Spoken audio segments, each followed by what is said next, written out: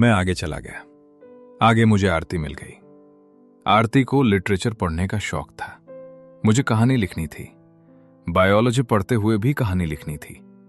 मैंने उससे कहा, story is not created in mind, it comes out of the writer's genitals. Aarti तैयार थी। Create one from your genitals, I would like to read your story. वो मुस्कुरा रही थी। मैं जानता था ये कोई निमंत्रण नहीं है। उसे अंदाजा था मैंने कोई सुनी सुनाई बात कह दी है, जिसे साबित करना मेरे बूते की बात नहीं है। मगर मैं भी इस बारे सोचकर तैयार हो चुका था।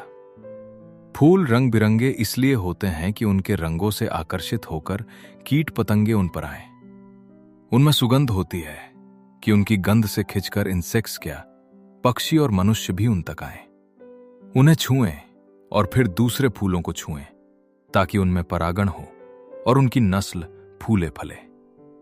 ये बात तो मानती हो ना तुम? हां, मैं क्या सब मानते हैं, पर इससे कहानी का क्या ताल्लुक है?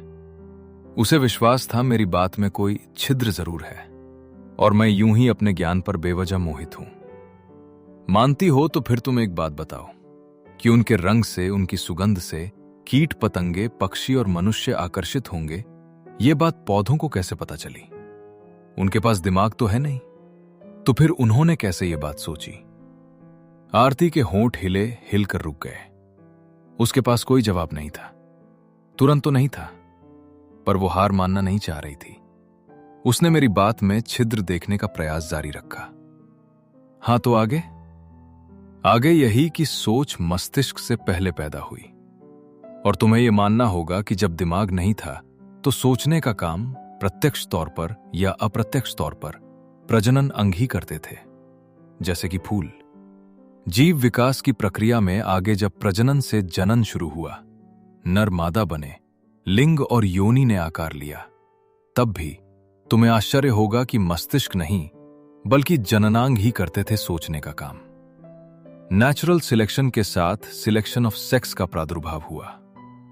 कहानी वहीं से उत्पन्न होती है। दिमाग तो उसे शब्दों से सजाता है। दिमाग में कहानी बनती नहीं, सजती है।